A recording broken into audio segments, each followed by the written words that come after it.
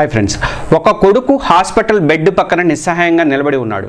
కన్న తల్లి కళ్ళ ముందే నొప్పితో విలవిల్లాడుతూ ఉంటే ఏమీ చేయలేనటువంటి పరిస్థితి అవుతుంది.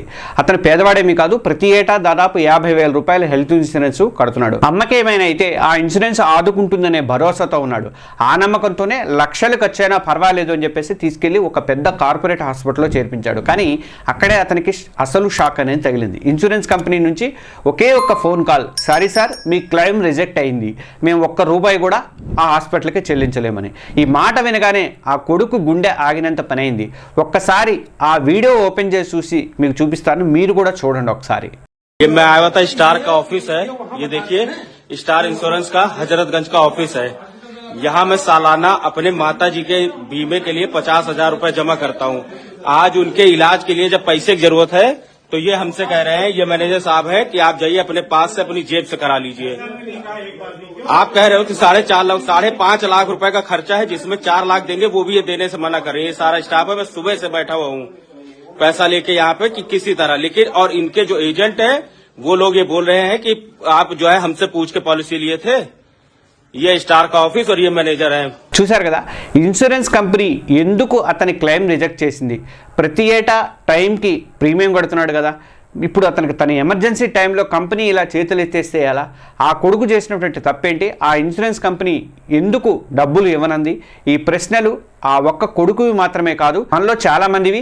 సోషల్ మీడియాలో వైరల్ అయినటువంటి లక్ష మంది పైగా చూశారు ఈ వీడియోని. అనేటువంటి వీడియో మన అందరి కళ్ళు కూడా తెరిపించాలన్నమాట. ఈరోజు మనం ఆ కథ వెనుకున్నటువంటి నిజాలను, మీ కుటుంబానికి ఇలాంటి పరిస్థితి రాకుండా ఉండాలంటే మీరు చేయాల్సినటువంటి 5 ముఖ్యమైనటువంటి హెల్త్ ఇన్సూరెన్స్ రూల్స్ని మనం ఈ వీడియోలో తెలుసుకోబోతున్నాం. ఈ వీడియోని చివరి వరకు చూడండి, ఎందుకంటే ఇక్కడ చెప్పబోయే ప్రతి మాట కూడా మీ డబ్బుని, మీ వాళ్ళ ఆరోగ్యాన్ని కాపాడుతుంది అనమాట.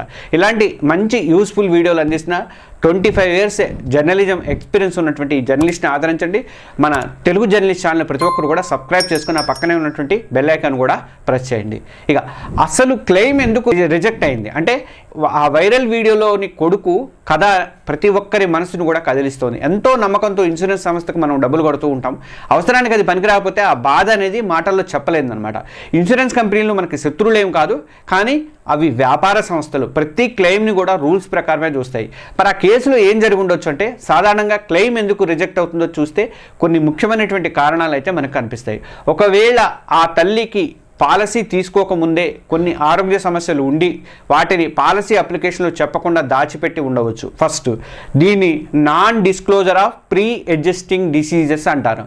అంటే క్లెయిమ్ రిజెక్ట్కి ఇది ఒక పెద్ద కారణాల్లో ఒకటండి. లేదంటే హాస్పిటల్లో చేర్చిన వెంటనే, అంటే 24 hours to 48 hours ఇన్సూరెన్స్ కంపెనీకి వెంటనే ఇన్ఫర్మేషన్ అనేది ఇవ్వాలన్నమాట. అది మర్చిపోయి ఉండొచ్చు. దీన్ని క్లెయిమ్ ఇంటిమేషన్ అంటారన్నమాట. ఈ చిన్న ఆలస్యం కూడా మీ క్లెయిమ్ని రిజెక్ట్ చేసే అవకాశాలు ఇస్తుంది అనమాట. మరో కారణం ఏంటంటే వెయిటింగ్ పీరియడ్.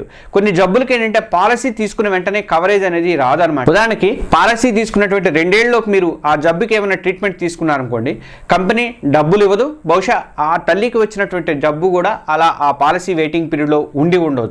ఇక చూడ్డానికి ఇది చిన్న తప్పులాగే అనిపించవచ్చు, కానీ మనల్ని నష్టాల్లోకి, లక్షల రూపాయల నష్టంలోకి, తీవ్రమైనటువంటి మానసిక వేదనలోకి నెట్టేస్తాయి ఇలాంటి కారణాలు అనమాట. ఇన్సూరెన్స్ ఒక అగ్రిమెంట్ అనమాట. ఆ అగ్రిమెంట్ రూల్స్ని మనం ఎంత బాగా అర్థం చేసుకుంటే మనకు అంత సేఫ్టీ అనమాట. ఇప్పుడు హాస్పిటల్లో చేర్చే ముందు, చేర్చిన తర్వాత మీరు ఖచ్చితంగా ఫాలో అవ్వాల్సినటువంటి ఆ 5 గోల్డెన్ రూల్స్ గురించి నేను వివరంగా చెప్తాను. ఈ రూల్స్ మిమ్మల్ని భవిష్యత్తులో ఇలాంటి పెద్ద ఆర్థిక నష్టాల నుంచి కాపాడే ప్రయత్నం అయితే చేస్తాయన్నమాట. ఇక రూల్ నెంబర్ 1, ముందుగా మన డిసీజ్ని ఏది కూడా దాచొద్దు, ఉన్నది ఉన్నట్లుగా చెప్పాలి. ప్రీ ఎగ్జిస్టింగ్ డిసీజెస్ అంటారు వీటిని. అంటే హెల్త్ ఇన్సూరెన్స్ విషయంలో ఏంటంటే చాలామంది చేసేటువంటి అతిపెద్ద పొరపాటు ఇదే. అదే ప్రీ ఎగ్జిస్టింగ్ డిసీజెస్. అంటే ముందుగా ఉన్నటువంటి, మనకి ఇన్సూరెన్స్ తీసుకుంటున్నా, నా పేరు మీద ఇన్సూరెన్స్ తీసుకున్నప్పుడు నాకు ఏమున్నాయి జబ్బులు అనేది వాళ్ళకి చెప్పాలి, ముందే ఉన్నాయని చెప్పేసి. నేను అలా నాకు ఈ మన షుగర్ బీపీ ఉన్నదన్న విషయం చెప్పాను వాళ్ళకి. చెప్పిన తర్వాత ప్రీమియం ఎక్కువైంది కాదంట్లా, కానీ ఏంటంటే 3 years తర్వాత నాకు వర్తించింది. నేను ఉపయోగించుకోలేదు కాబట్టి, ఈ రోజు వరకు దాన్ని ఉపయోగించుకోలేదు కాబట్టి ప్రాబ్లం లేదు నాకు. అట్లా కంపల్సరీగా ప్రీ ఎగ్జిస్టింగ్ డిసీజెస్ అనేది చెప్పాలన్నమాట. ఇక అసలు ప్రీ ఎగ్జిస్టింగ్ డిసీజెస్ అంటే ఏంటంటే మీరు పాలసీ కొనడానికి ముందు గత 48 నెలల్లో 4 ఏళ్లలో మీకు ఏ రకమైనటువంటి ఆరోగ్య సమస్య అయినా సరే దానికి మీరు చికిత్స తీసుకున్నా తీసుకోకపోయినా సరే అది ప్రీ ఎగ్జిస్టింగ్ డిసీజ్ కిందకే వస్తుందన్నమాట. ఉదాహరణకు బీపీ కానీ, షుగర్ కానీ, థైరాయిడ్ కానీ, ఆస్తమా కానీ, గుండె జబ్బులు కానీ, లేదా గతంలో జరిగినటువంటి ఆపరేషన్ లాంటివి కూడా చాలా ఇలాంటివే వస్తాయి అనమాట. చాలామంది ఏంటంటే నాకు చిన్న బీపీఏ కదా ఉంది, ఏం పెద్ద అదేం చెప్తే ఏముంటుంది, లేక చెప్తే ప్రీమియం పెరిగిపోతుందేమో అని చెప్పి భయపడుతూ ఉంటారు. అప్లికేషన్ ఫామ్లో కొంతమంది అది చెప్పరనమాట. ఇదే మీరు చేసేటువంటి అది పెద్ద తప్పు అనమాట. ఇన్సూరెన్స్ అనేది అత్యంత నమ్మకం మీద నడిచేటువంటి ఒప్పందం. అంటే మీరు ఇన్సూరెన్స్ కంపెనీ ఇద్దరు కూడా నిజాయితీగా అన్ని విషయాల్ని చెప్పుకోవాలన్నమాట. దాచిపెడితే ఏమవుతుంది అని అంటే మీరు ఈరోజు చిన్న సమస్య అని దాచిన విషయం రేపు క్లెయిమ్ చేసేటప్పుడు కంపెనీకి తెలిస్తే మీరు కావాలనే మోసం చేశారని వాళ్ళు భావిస్తారు. మీరు ఆ జబ్బుకు సంబంధం లేని వేరే ట్రీట్మెంట్ తీసుకున్నా సరే, హాస్పిటల్లో జాయిన్ అయినా సరే మీరు ఆ విషయాన్ని మీరు దాచారు కాబట్టి అందుకే మీ క్లెయిమ్ రిజెక్ట్ చేస్తున్నామని చెప్పేటువంటి పూర్తి హక్కులు వాళ్ళకి ఉంటాయి. కొన్నిసార్లు మీ పాలసీని కూడా వాళ్ళు రిజెక్ట్ చేసే ఛాన్స్ ఉందన్నమాట. మన దేశంలో దాదాపు 12% క్లెయిమ్స్ ఇలాగే రిజెక్ట్ అవుతున్నాయట. కాబట్టి రూల్ నెంబర్ 1 ప్రకారం ఏంటంటే సింపుల్గా చెప్పాలంటే మీరు హెల్త్ ఇన్సూరెన్స్ పాలసీ తీసుకునేటప్పుడు మీ ఆరోగ్యానికి సంబంధించినటువంటి ప్రతి చిన్న విషయాన్ని కూడా నిజాయితీగా వాళ్ళకి చెప్పండి. ఫ్యామిలీ ప్లాన్ అయితే ఇంట్లో అందరి ఆరోగ్య వివరాలు కరెక్ట్గా ఇవ్వాలన్నమాట. ప్రీమియం కాస్త ఎక్కువైనా పర్వాలేదు, కానీ క్లెయిమ్ టైంలో రిజెక్ట్ అవుతుందన్న టెన్షన్ అయితే మీకు ఉండదు. ఇక రూల్ నెంబర్ 2 వెయిట్ చేయాలి. అంటే వెయిటింగ్ పీరియడ్ని మీరు అర్థం చేసుకోవాలన్నమాట. రెండవ ముఖ్యమైనటువంటి రూల్ ఇది వెయిటింగ్ పీరియడ్ అనేది. చాలామంది ఏంటంటే ఈరోజు పాలసీ తీసుకుందాం కదా, రేపటి నుంచి మనకి కవర్ అయిపోతుంది కదా అని చెప్పేసి, అన్నీ కవర్ అవుతాయి కదా అని చెప్పేసి అనుకుంటారు కదా. అది నిజం కాదండి. హెల్త్ ఇన్సూరెన్స్ పాలసీకి కూడా కొన్ని వెయిటింగ్ పీరియడ్స్ ఉంటాయి. ఈ టైంలో మీరు క్లెయిమ్ చేస్తే అది రిజెక్ట్ అయ్యే ఛాన్స్ ఉంటుందన్నమాట. సాధారణంగా 3 రకాల వెయిటింగ్ పీరియడ్స్ ఉంటాయి. అవి ఏంటంటే ఫస్ట్ ఇనిషియల్ వెయిటింగ్ పీరియడ్. అంటే ఇనిషియల్గా మీరు పాలసీ కొన్నటువంటి మొదటి 30 రోజులు యాక్సిడెంట్లు తప్ప వేరే ఇతర అనారోగ్యాన్ని కూడా వాళ్ళు కవరేజ్ అయితే ఇవ్వరన్నమాట. ఇది అన్ని పాలసీలు కూడా ఇదే వర్తిస్తుంది. ఇక రెండోది ఏంటంటే నిర్దిష్ట వ్యాధులకు వెయిటింగ్. అంటే స్పెసిఫిక్ ఇల్నెస్ వెయిటింగ్ పీరియడ్ ఉంటుంది. నెమ్మదిగా బయటపడే కొన్ని జబ్బులకి, ఉదాహరణకు కంటి శుక్లాలు కానీ, క్యాటరాక్ట్, లేకపోతే హెర్నియాను, లేకపోతే సైనస్, లేకపోతే మోకాళ్ళ మార్పిడి, ఇలాంటి వాటికి కంపెనీలు 1 నుంచి 2 ఏళ్ల దాకా వెయిటింగ్ పీరియడ్ అయితే పెడతారనమాట. అంటే పాలసీ తీసుకున్న తర్వాత 2 ఏళ్ల తర్వాతే మీరు ఈ ట్రీట్మెంట్స్ని క్లెయిమ్ చేసుకోగలరు అనమాట. ఇక మూడోది ఏంటంటే ప్రీ ఎగ్జిస్టింగ్ డిసీజెస్. ఇందాక మనం చెప్పుకున్నట్టుగా వెయిటింగ్ పీరియడ్ అని వీటికి కూడా ఉంటుంది. ఇది చాలా కీలకం. మీరు పాలసీ తీసుకునేటప్పుడు చెప్పినటువంటి మీ పాత ఆరోగ్య సమస్యలు, షుగర్ కానీ, బీపీ కానీ వెంటనే కవరేజ్ అనేది మొదలు కాదు. సాధారణంగా ఇలాంటి జబ్బులకి 3 నుంచి 3 ఏళ్ల వరకు, అంటే 36 నెలల వరకు అయితే వెయిటింగ్ పీరియడ్ అయితే ఉంటుందన్నమాట. అంటే మీరు ఇప్పుడు తీసుకున్న పాలసీ తర్వాత 3 ఏళ్ల తర్వాత దీనికి సంబంధించి ఏ జబ్బు వచ్చినా కానీ మీరు క్లెయిమ్ చేసుకోవడానికి అవకాశం ఉంటుంది. ఈ మధ్యలో అయితే ఉండదన్నమాట. ఈ టైం పూర్తి వరకు కూడా ఆ జబ్బులకు సంబంధించి ఏ ట్రీట్మెంట్కి కూడా కంపెనీ అనేది డబ్బులు ఇవ్వనమాట. ఆ వైరల్ వీడియోలో ఉన్నటువంటి తల్లి కేసులో బహుశా ఆమె చికిత్స పొందినటువంటి జబ్బు ఈ వెయిటింగ్ పీరియడ్ కింద కూడా వచ్చి ఉండొచ్చు అనమాట. అందుకే పాలసీ కొనే ముందు మనం ఏ జబ్బులకి ఎంత వెయిటింగ్ పీరియడ్ ఉందో క్లియర్గా ఏజెంట్ని అడిగి తెలుసుకోవాలండి. పాలసీ పేపర్లు మొత్తం చదవండి. ఇది మీకు మీ ఫ్యూచర్ క్లెయిమ్స్ని సేవ్ చేస్తున్నాను. రూల్ నెంబర్ 3 వెంటనే చెప్పాలండి. హాస్పిటల్లో చేరిక ఇంటిమేట్ అనేది కంపల్సరీ అనమాట. మన వాళ్ళని హాస్పిటల్లో చేసిన టెన్షన్లో ఏంటంటే కంగారులో మనం చాలామంది ఏంటంటే ఒక ముఖ్యమైన పని అయితే మర్చిపోతాం. ఇది ఇన్సూరెన్స్ కంపెనీకి ఇన్ఫామ్ చేయడం అనేది. దీన్ని క్లెయిమ్ ఇంటిమేషన్ అంటారనమాట. ఇది చాలా చిన్న విషయమే అనిపిస్తుంది, కానీ మీ క్లెయిమ్ని వాళ్ళు డిసైడ్ చేసేటువంటి కీలకమైన స్టెప్ ఇది అనమాట. అంటే సమాచారం ఎప్పుడు ఎలా ఇవ్వాలి అనేది ఒకటి. తర్వాత ప్లాన్డ్ హాస్పిటలైజేషన్. అంటే ముందుగా మీరు ప్లాన్ చేసుకున్నారు అనుకోండి, సర్జరీ కోసం లేదంటే ట్రీట్మెంట్ కోసం హాస్పిటల్లో చేరుతున్నారు, 2-3 రోజుల తర్వాత చేరుతారనుకోండి, అప్పుడు ఇన్సూరెన్స్ కంపెనీకి మీరు ఆ 2-3 రోజుల ముందే చెప్పాలంటే వాళ్ళు ప్రీ ఆథరైజేషన్ కూడా తీసుకుంటారు అనమాట. దీనివల్ల ఏంటంటే క్యాష్లెస్ ప్రాసెస్ అనేది చాలా ఈజీ అవుతుంది. ఇక ఇంకోటి ఏంటంటే ఎమర్జెన్సీ హాస్పిటలైజేషన్. అలా చెప్పడం వీల్లేదా, ఎమర్జెన్సీకి జాయిన్ అయ్యా నేను అని చెప్పేసి మీరు అనుకున్నారు అనుకోండి, లేదా అనుకున్నటువంటి ప్రమాదం ఏం జరిగింది అనుకోండి, లేకపోతే సీరియస్ జబ్బు వచ్చింది అనుకోండి, అలాంటి పరిస్థితుల్లో హాస్పిటల్లో చేరాలనుకోండి, చేరినప్పుడు 24 గంటల లోపు, కొన్ని పాలసీలు అయితే 48 గంటల పర్మిషన్ కూడా ఇస్తారు, కానీ 24 అవర్స్ లోపు కంపల్సరీగా మీరు ఖచ్చితంగా ఇన్సూరెన్స్ కంపెనీకి అయితే వాళ్ళ టీపీ అంటే థర్డ్ పార్టీ అడ్మినిస్ట్రేషన్కి అయితే కంపల్సరీగా చెప్పాలన్నమాట. ఈ రూల్ ఎందుకు ముఖ్యమంటే ఫేక్ క్లెయిమ్స్ని ఆపడానికే కంపెనీలు ఈ రూల్ అనేవి పెట్టి మీరు టైం ఇన్ఫర్మేషన్ ఇస్తే మీ క్లెయిమ్ నిజమే అని చెప్పేసి వాళ్ళు డిసైడ్ చేసుకుంటారన్నమాట. ఒకవేళ మీరు ఈ టైంలో చెప్పలేకపోతే మొత్తం మీరు మాకు టైం చెప్పలేదు కాబట్టి క్లెయిమ్ ప్రాసెస్ చేయలేమో అని రిజెక్ట్ చేసే హక్కు కూడా వాళ్ళకి ఉంటుందన్నమాట. మరి ఎవరికి కాల్ చేయాలి? మరి చేయాలంటే మన హాస్పిటల్ చేర్చినప్పుడు ఎవరికి కాల్ చేయాలంటే మీ హెల్త్ ఇన్సూరెన్స్ కార్డు వెనకాలే టోల్ ఫ్రీ నెంబర్ అనేది ఉంటుంది. దానికి కాల్ చేసి మీ పాలసీ నెంబరు, పేషెంట్ పేరు, హాస్పిటల్ వివరాలు చెప్తే, లేదంటే ఈమెయిల్ చేసినా కూడా పంపొచ్చు. చాలా నెట్వర్క్ హాస్పిటల్స్ ఉండేటువంటి ఇన్సూరెన్స్ డెస్క్లు కూడా పెడతారండి. హెల్త్ ఇన్సూరెన్స్ అంటే పలానా వాళ్ళ దగ్గరికి వెళ్ళండి అంటారు.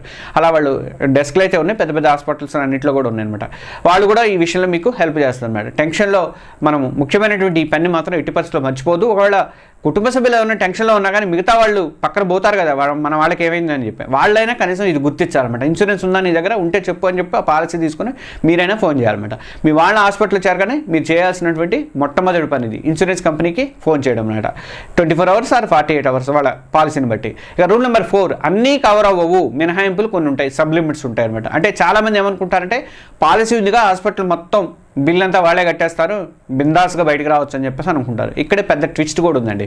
ప్రతి పాలసీలు కూడా కొన్ని ఎక్స్క్లూజివ్స్ ఉంటాయి, అంటే సబ్లిమిట్స్ ఉంటాయి. అండ్ వీటిని తెలియకపోవడం వల్ల చాలామంది ఏంటంటే క్లెయిమ్ టైంలో డిసప్పాయింట్ అవుతారు. మన దేశంలో దాదాపుగా 36% క్లెయిమ్లు పాలసీలో కవర్ కాని వాటి కోసమే పెడుతున్నారట.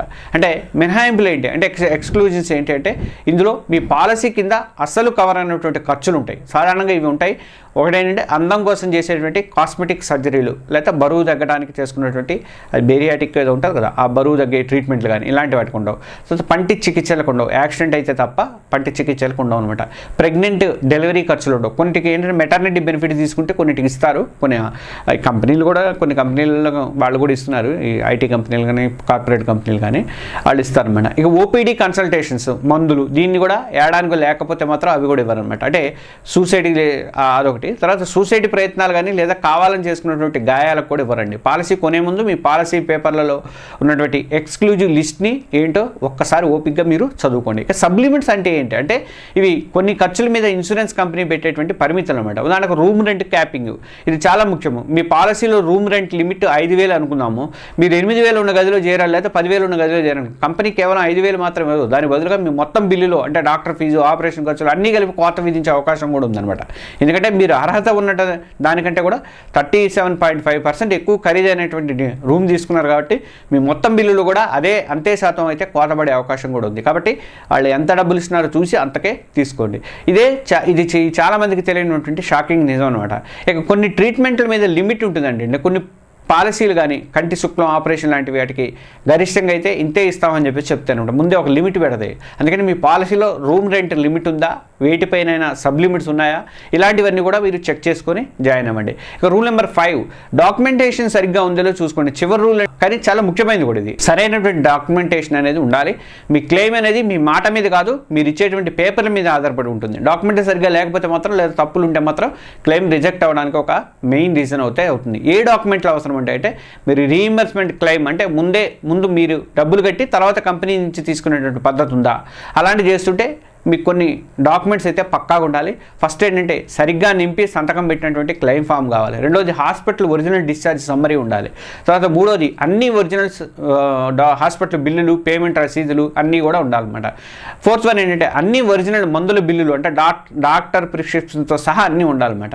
ఇక ఫిఫ్త్ వన్ ఏంటంటే అన్ని టెస్టుల రిపోర్ట్లు అంటే బ్లడ్ టెస్ట్, ఎక్స్రే, స్కానింగ్ ఇట్లాంటి అన్నీ కూడా బిల్లులు ఉండాలి, మీరు డబ్బులు కట్టిన బిల్లులు. ఇక సిక్స్త్ వన్ ఏంటంటే డాక్టర్ కన్సల్టేషన్ బిల్లులు ఉండాలి. తర్వాత 7 మీ గుర్తింపు కార్డు అండ్ పాలసీ కాపీ ఉండాలి. మరి ఎక్కడ జాగ్రత్తగా ఉండాలి మనం అంటే సమాచారంలో తేడాలు ఎక్కడ వస్తాయంటే క్లెయిమ్ ఫామ్లో మీరు రాసినటువంటి జబ్బు పేరు కానీ డిశ్చార్జ్ సమ్మరీలో ఉన్నటువంటి జబ్బు పేరు ఇలాంటి ఏమైనా తేడా వచ్చే అవకాశం ఉంది. ట్రీట్మెంట్ కానీ ఒకేలాగా ఉండాలన్నమాట. అంటే చిన్న తేడా వచ్చినా సరే ఇన్సూరెన్స్ కంపెనీకి అనుమానం వచ్చి క్లెయిమ్ ఆపించే అవకాశాలు అయితే ఉన్నాయన్నమాట. మరి గడువులోగా ఇవ్వడం అంటే హాస్పిటల్ నుంచి డిశ్చార్జ్ అయ్యాక క్లెయిమ్ పేపర్ని ఇవ్వడానికి కొంత టైం అనేది ఉంటుంది. సాధారణంగా 15 to 30 days ఉంటుంది. ఈ గడువు లోపల మీరు డాక్యుమెంట్స్ అన్నీ కూడా ఇవ్వాలి. ఇదంతా ఏంటంటే ఇది చెప్పిందంతా ఆల్రెడీ తర్వాత పేమెంట్ చేసే కంపెనీల విషయాలు అయితే లేట్ క్లెయిమ్ చేస్తే క్లెయిమ్ రిజెక్ట్ అయ్యే ఛాన్స్ ఉంది. ప్రతి బిల్లును, ప్రతి రిపోర్ట్ను కూడా ఒక ఫైల్లో జాగ్రత్తగా పెట్టుకోండి. ఒకవేళ క్యాష్లెస్ క్లెయిమ్ అనుకోండి, రిజెక్ట్ అయినా ఈ డాక్యుమెంట్స్ ఉంటే మీరు రీఇంబర్స్మెంట్ కోసం మళ్ళీ అప్లై చేయడానికి ఛాన్స్ ఉంటుంది అనమాట.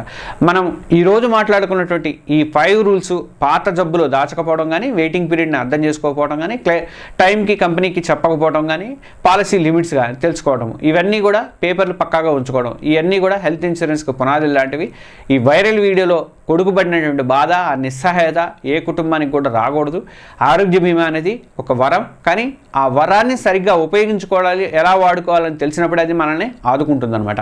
కేవలం తక్కువ ప్రీమియం చూసే పాలసీ కొనడం కాదు, దాని రూల్స్ అన్నీ పూర్తిగా అర్థం చేసుకొని చేసుకోవడం అనేది మన బాధ్యత. ఈ రూల్స్ అన్ని పాటిస్తే మీరు కట్టినటువంటి డబ్బుకి మీరు పెట్టిన నమ్మకానికి కానీ సరైన టైంలో సరైన భరోసా అయితే దొరుకుతుంది. మీ కుటుంబానికి మీరే ఒక ఆర్థిక కవచం అయితే అవుతారు. ఎప్పుడు మీకు ఎప్పుడైనా హెల్త్ ఇన్సూరెన్స్ క్లెయిమ్ విషయంలో ఎలాంటి అనుభవాలు ఎదురయ్యా, మీ అనుభవాలను, డౌట్స్ని కింద కామెంట్స్లో చెప్పండి. దానివల్ల మరో 10 మందికి అవగాహన కలిగించే అవకాశం ఉంటుంది. అలాగే ఈ వీడియో మీకు హెల్ప్ అయింది అనుకుంటే తప్పకుండా మీ ఫ్రెండ్స్తో, మీ ఫ్యామిలీతో షేర్ చేసుకోండి. ఎందుకంటే ఈ సమాచారం ఎవరికో ఒకరికి కష్టకాలంలో ఉపయోగపడే అవకాశం ఉంటుంది. ఇలాంటి మరిన్ని యూస్ఫుల్ వీడియోల కోసం మన తెలుగు జర్నలిస్ట్ ఛానల్ని ప్రతి ఒక్కరూ సబ్స్క్రైబ్ చేసుకోండి. దయచేసి బెల్ ఐకాన్ని పక్కన నొక్కడం మాత్రం అస్సలు మర్చిపోవద్దు. Thank you.